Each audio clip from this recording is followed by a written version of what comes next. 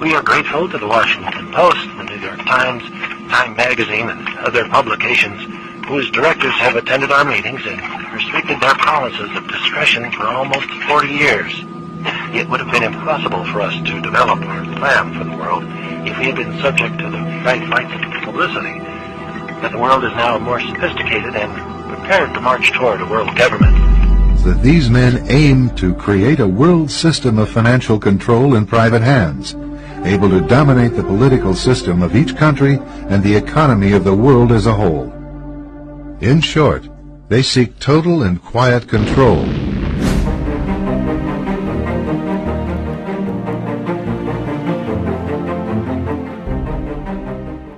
Good evening, ladies and gentlemen, and welcome back to SF Commons. We are delighted and we're very fortunate to have Mr. Peter Merrick, a cross-border expert, in our show tonight. We are going to talk about the one world government. So, Peter, what is the one world government? The one world government happens to be to control everything that we do. And what's happening is it's been around for a long time. We're just starting to see it because it's at the final stages. Get ready for wars in the name of the free, vaccinations for illness that will never be, the assault on your children's impressionable minds, and a microchipped world. You'll put up no fight. Information suppression will keep you in tone. Depopulation of peasants was always our goal. But eugenics was not what we hoped it would be. Oh yes, it was us that funded Nazis. But as long as we own all the media too, what's really happening does not concern you. So just go on watching your plasma TV, and the world will be run by the ones you can't see.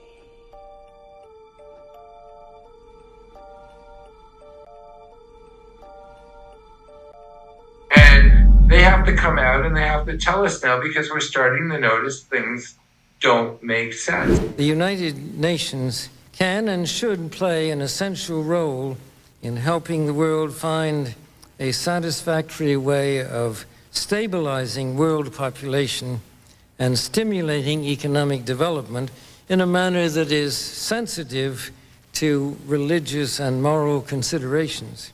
Economic growth is, of course, an inevitable corollary of a growing population and is essential to improved standards of living.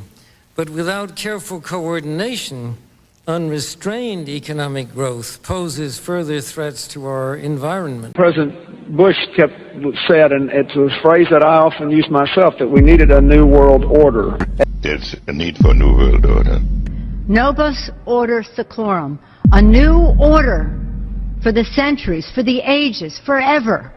I think a new world order is emerging. Out of it came a new Europe, a new world order. The affirmative task we have now is to actually create a new world order. The mistake in creating the kind of world order that I think all of us would like to see. You really need to bring China into the creation of a new world order. You don't speak out now, and this one world government, this control system goes into place, you won't have the ability to speak. So all the freedoms, the freedom to keep quiet, well, that's a freedom right now. And the freedom to speak, that is a freedom right now. And you will lose it if you don't use it. So I want to share with you my wake-up moment. You started hearing about people dying on the streets in China and what was happening in Italy.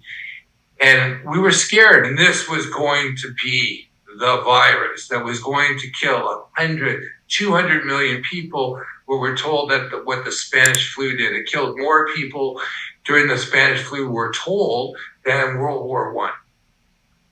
So I came back to Toronto, and everything was locked down. And I would go for long walks. And I was hearing chatter that the hospitals were empty. So I would walk past the largest hospitals in Canada, and I would see the ambulance drivers outside smoking cigarettes, empty. I would walk by 4 hospitals every single day. And then I would turn on the news, and they were talking about how the hospitals were full, and how it was like we were all going to die. And it was a wake up for me, because I was actually on the ground walking past the 4 largest hospitals in downtown Toronto. They were like clustered. Those who chose not to be vaxxed had an onslaught of attacks like we've never seen before since Nazi Germany. I know that's very strong, but I live in Canada, and if you chose not to get vaxxed, they knew that you weren't vaxxed because they have a centralized medical system where everything's computerized. So they knew who had a QR code, who didn't. You weren't allowed into restaurants. You weren't allowed to go shopping. So those people who chose not to participate, they showed that they had character. What organizations are behind this one world government? During this time, I spent a lot of time reading first source documents, going to the Rockefellers Institute, going to the World Health Organization, going to the UN, and reading their white papers. And if you read them, they tell you what they want done. I went and I read the first works from the Club of Rome, which was the organization that was created in 1969, which brought up the environment, and they had a computer model that says we're all gonna die. And if we don't make our changes, and they weren't talking about carbon back then, but they were saying that they were talking about we're going to overpopulate. The planet can support something like 1 billion people, maybe 2 billion, depending on how much liberty and how much material consumption you want to have. If you want more liberty and more consumption, you have to have fewer people. And conversely, you can have more people. I mean, we could even have 8 or 9 billion probably if we have a very strong dictatorship, which is smart. That's, unfortunately, you never have smart dictatorships. They're always stupid. So, but if you had a smart dictatorship and a low standard of living, you can have it. But we want to have freedom, and we want to have a high sentence, so we're going to have 1 billion people. And we're now at 7, so we have to get back down.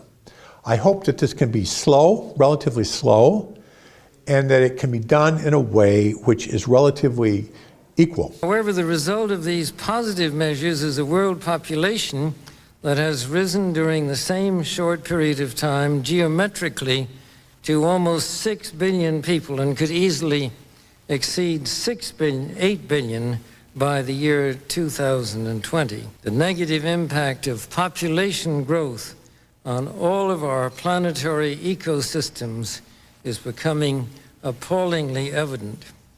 So we may be facing, in the 21st century, a completely new kind of inequality, which we have never seen before in human history. On the one hand, the emergence of a new upgraded elite of superhumans, enhanced by bioengineering and brain-computer interfaces and things like that. And on the other hand, a new, massive, useless class. A class that has no military or economic usefulness, and therefore also no political power. Now, the world today has 6.8 billion people. That's headed up to about 9 billion.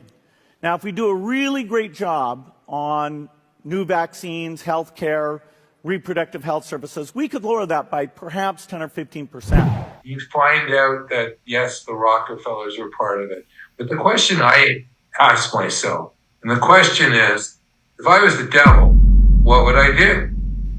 And then what I would do is I would appoint a Bond villain to be the head of the World Economic Forum, because look at that guy. History is truly at a turning point.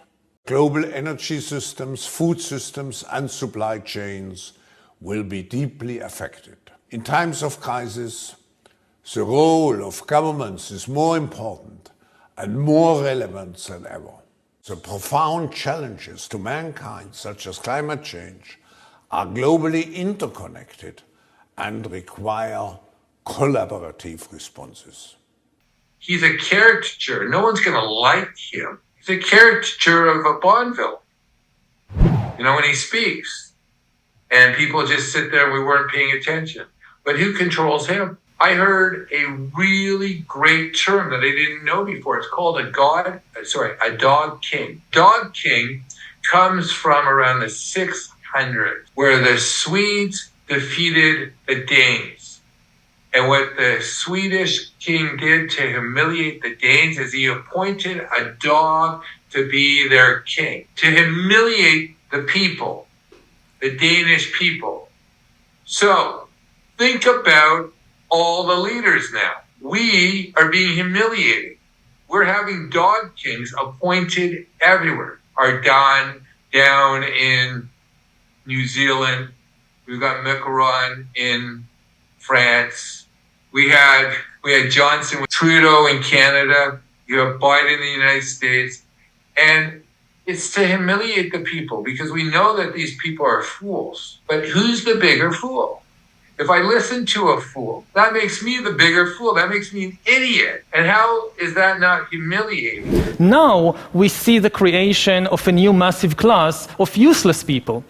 As computers become better and better in more and more fields, there is a distinct possibility that computers will outperform us in most tasks and will make humans redundant. And then the big political and economic question of the 21st century will be, what do we need humans for? Or at least, what do we need so many humans for? Klaus Schwab is threatening the head of government of the 20 most industrialized nations in the world to carry out the programmatic points of the Great Reset in their nation. And what we discovered with this one world government, which basically is a bunch of non-elected individuals who get together at the same parties, at the same meetings, and they talk about the chattel. They talk about the useless eaters as they eat steak and as they fly into Davos. Big effort to, some would say, to build back better. We would say to really have a great reset. The terrible damage of COVID as we try to build back from this global pandemic. Building back better. To do things differently. To build back better. And build it back better. My plan to build back better. Start taking all the problems that have been created in education and mental health and start to build back in a positive way.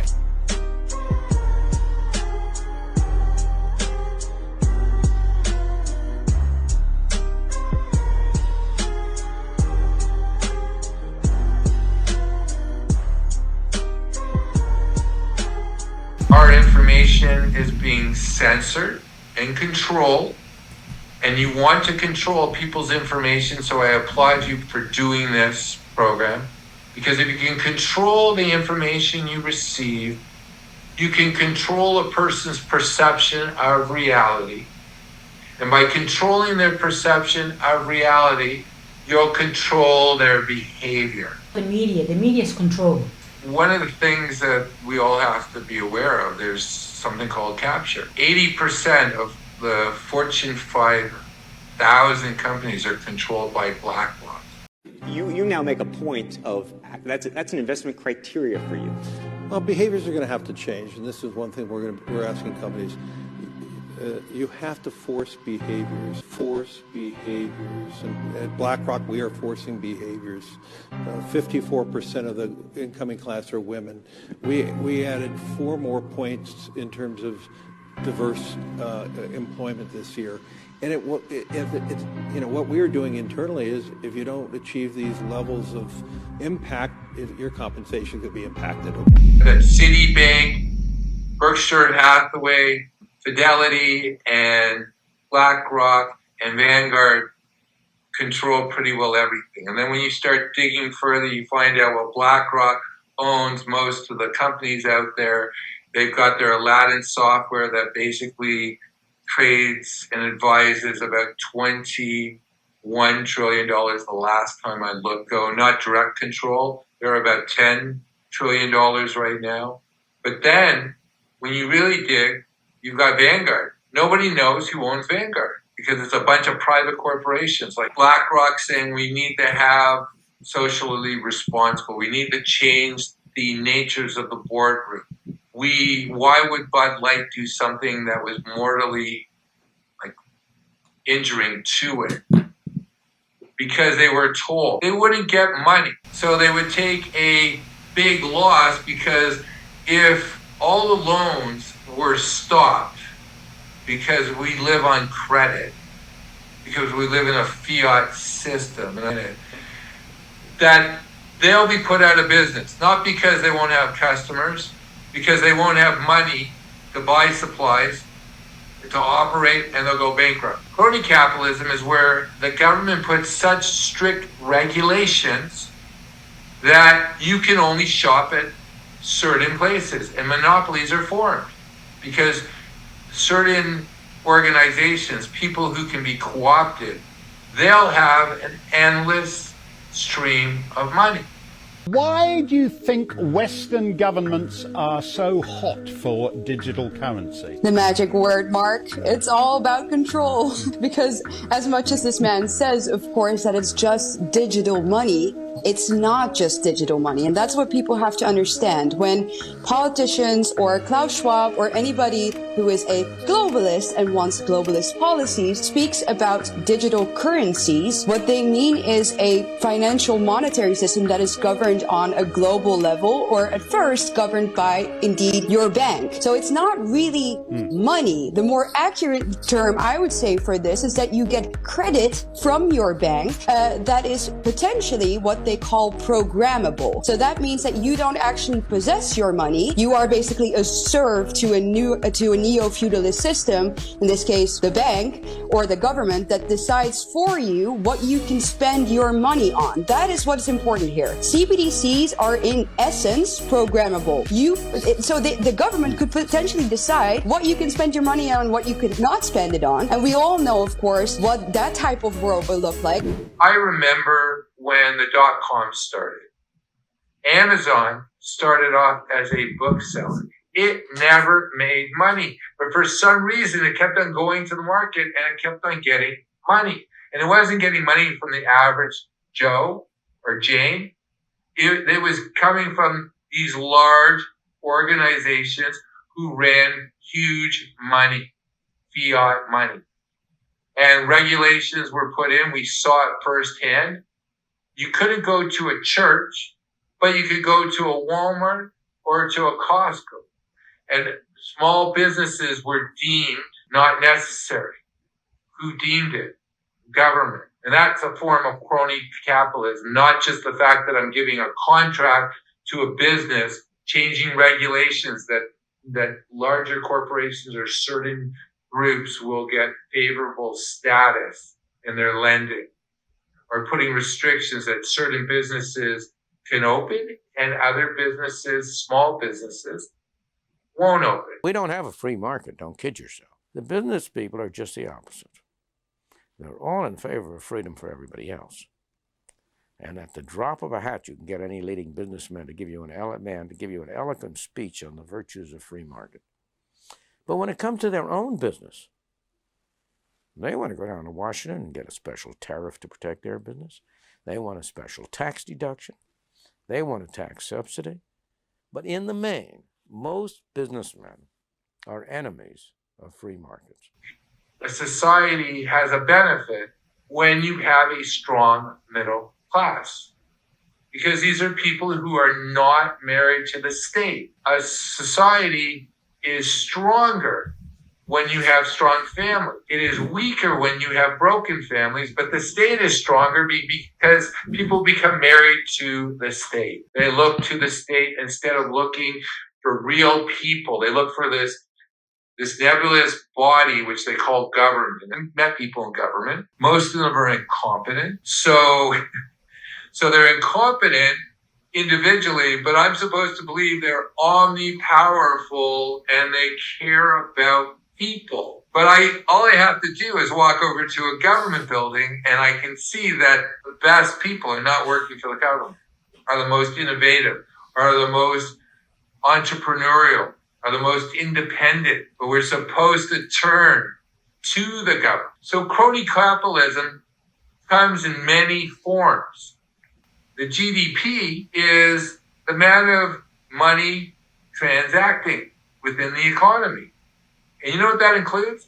Crime, prisons, divorce. Is there a nuclear plant near you? There's a meltdown in a nuclear plant near me, and tons of people started dying. Guess what happens? Because of the flowers and the funerals and everything, guess what? The GDP goes up.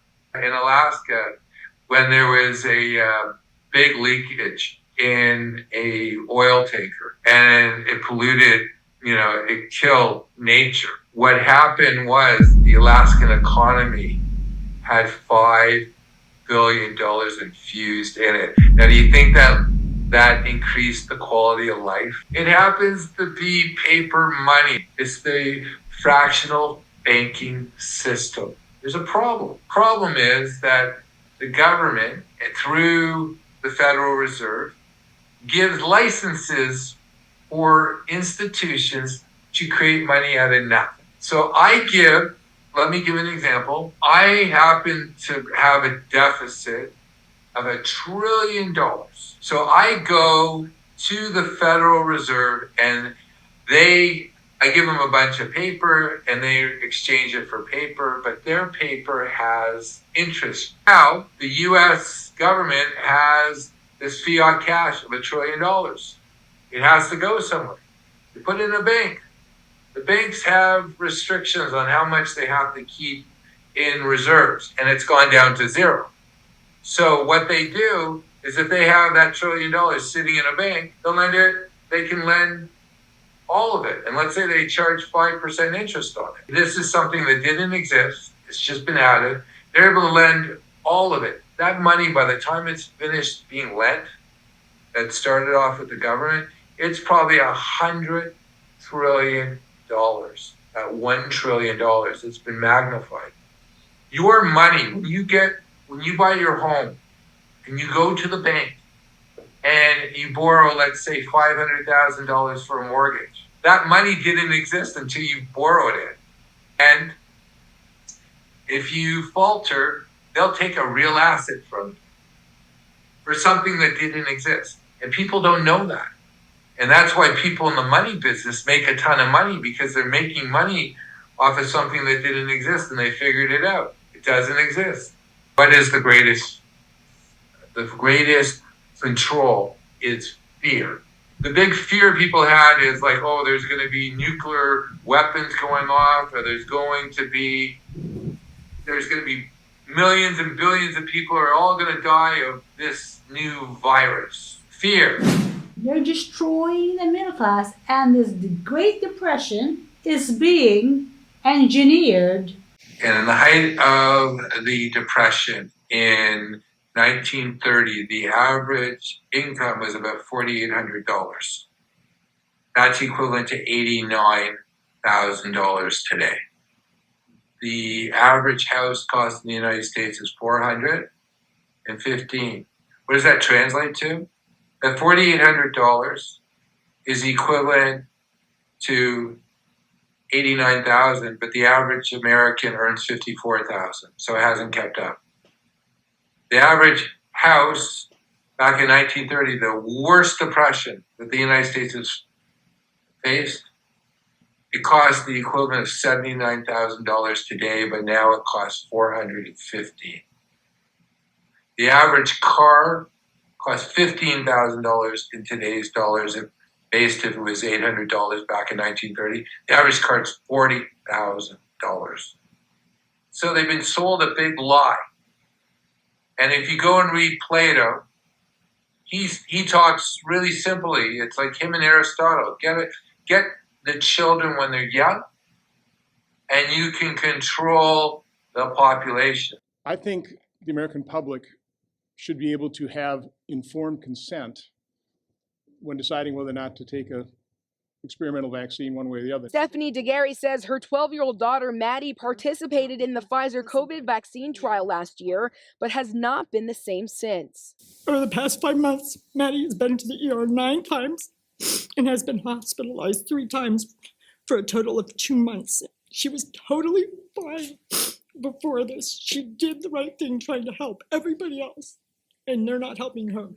In the end, these participants say they just want others to know what they went through. That small minority that are suffering severe symptoms. We want to deny that reality. No one is going to protect our future more than the nuclear family and a parent over their children. And I have to share with you, in California, there's some really wacky laws that are getting passed in Sacramento, and there's 40 million people living in California, and no one's paying attention to these wacky laws that are getting passed in California. But you know what the result is? You walk outside and you see feces. You see needles. You see people on the street. That's the result of what's happening in Sacramento, and no one's paying attention. All you need to do is understand your rights. Do not acquiesce to tyrants and to evil and to stupidity. And once you know, you need to educate. That is your responsibility to the people who came before you, to the children of today and the generations tomorrow. Why should you? Because your existence ends when there's no children. So we need to focus on our responsibility to the next generation. We are a product of those who sacrificed before us. And there's been great people in the past, and they've gone against things that were probably much worse. And they only have that power if we acquiesce. And then there happens to be the 20% that will not acquiesce. They see that something's wrong, and they will not acquiesce to the evil. And that's the group that has changed society. The beginning of the American Revolution, only 3% of the population in the colonies supported the revolution. I like to leave with this. You have the ability now to share your voice, to say, I will not acquiesce to stupidity. I will not acquiesce to evil. I will not acquiesce to peer pressure. I know it's right, and I know life is finite. Yes, I am scared of what will be, but I will not sell my soul, because that is the greatest currency that any of us have.